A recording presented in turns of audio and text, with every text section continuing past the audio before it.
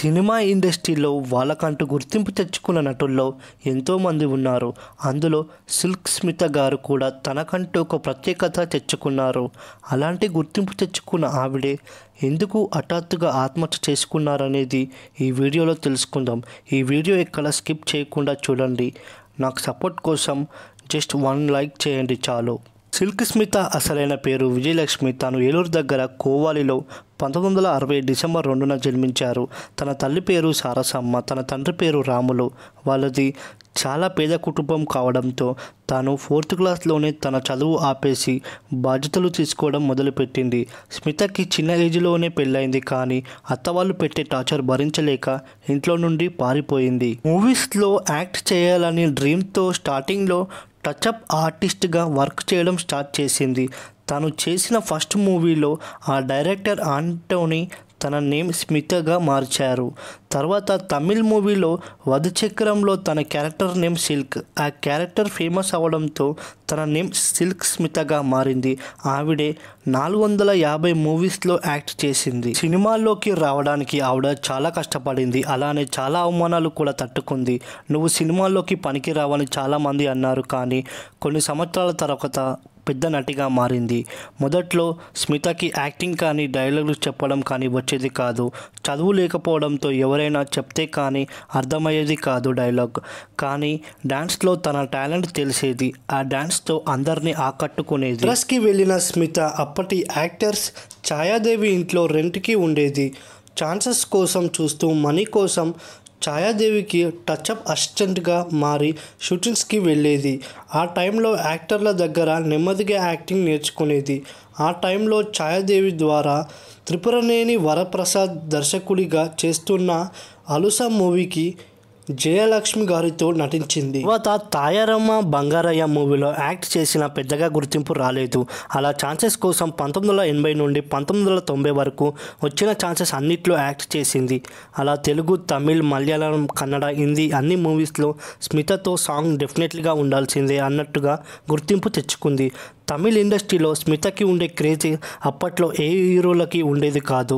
స్మిత తిన్న యాపిల్ అప్పట్లో 25,000కి కొన్నారంట. గొప్ప చదువులు చదివిన వాళ్ళు తర్వాత స్మిత ఇంగ్లీష్ చూసి ఆశ్చర్యపోయేవారు. సెట్లో టైం అంటే టైం అన్నట్టుగా ఉండేవారంట. ఆమె క్యారెక్టర్ ఆర్టిస్ట్గా చేసిన వసంత కోకిల ఆమెకు చాలా మంచి గుర్తింపు తెచ్చింది. తాను ఎదుగుతున్న టైంలో తన మీద రూమర్స్ స్ప్రెడ్ అయ్యాయి. ఛాన్సెస్ ఎక్కువ రావడంతో తనకి పొగరు పెరిగిందని, డైరెక్టర్ అండ్ ప్రొడ్యూసర్స్ దగ్గర ఎక్కువ మనీ డిమాండ్ చేస్తుందని రూమర్స్ వచ్చాయి. కానీ అవేమీ నిజం కావు అని తనతో పనిచేసిన వాళ్ళు చెప్పారు. ఆవిడకి గొప్ప మనసుతో పాటు చేసిన మేలు మర్చిపోకుండా గుర్తు పెట్టుకునేది. తనకి చిన్న పాత్రలో ఛాన్స్ ఇచ్చిన సుగన్ బాబు భూదేవి అని మూవీ చేస్తున్న టైంలో స్మిత చాలా పెద్ద స్టార్ అయిపోయింది. ఆ టైంలో తాను నటించిన పాత్రలో కొన్ని చేంజెస్ ఉన్నాయి. కాల్ చేసి చెప్పారు. తను అప్పటికి ఎంత పెద్ద స్టార్ అయినా అప్పటికప్పుడు వెళ్ళి తన షూట్ కంప్లీట్ చేసుకునేది. అది తను ఆయనకి ఇచ్చిన కృతజ్ఞత. డబ్బు, పేరు, అందం అన్నీ ఉన్న ఆమెని ప్రేమగా చూసుకున్న ఒక తోడు కావాలని, అందరి అమ్మాయి జీవితంలానే తన జీవితం కూడా ఉండాలని కోరుకుంది. కష్టం వచ్చినప్పుడు లేదా లోన్లీగా ఫీల్ అయినప్పుడు ఎవరైనా హెల్ప్ చేస్తే వాళ్ళని మనం ఎక్కువ నమ్ముతాము. అలాంటి తప్పే స్మిత చేసింది. వైజాగ్కి చెందిన ఒక అతను తన సెక్రటరీగా అండ్ మేనేజర్గా తన దగ్గర జాయిన్ అయ్యాడు. చాలా అభిమానం చూపించేవాడు. తనని స్మిత చాలా నమ్మింది. తనకి ఆల్రెడీ పెళ్ళై పిల్లలు కూడా ఉన్నారు. ఆ విషయం తెలిసినా కూడా స్మిత దగ్గర అయింది. లాస్ట్కి తను వాళ్ళ వైఫ్ని తెచ్చి స్మిత ఇంట్లోనే ఉంచినా కూడా స్మిత ఏమి అనలేని పరిస్థితికి వచ్చేసింది.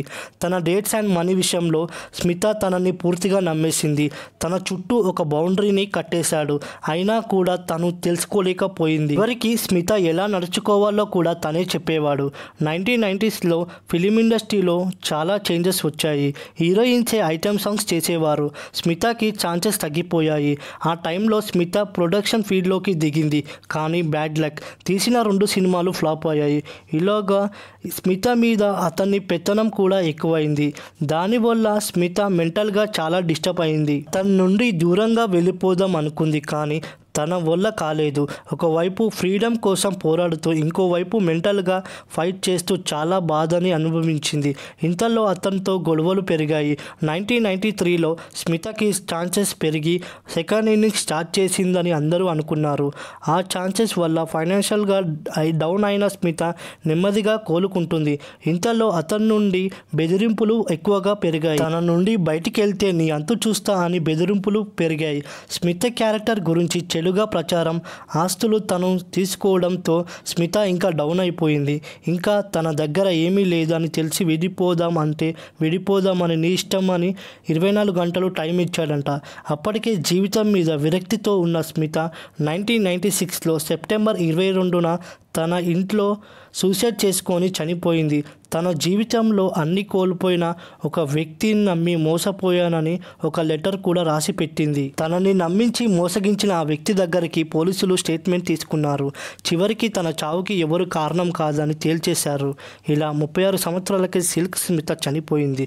ఫ్రెండ్స్, ఈ వీడియో మీకు నచ్చితే లైక్ చేయండి. ఛానల్ని కొత్తగా చూసేవాళ్ళు సబ్స్క్రైబ్ చేసుకోవడం మాత్రం అస్సలు మర్చిపోకండి.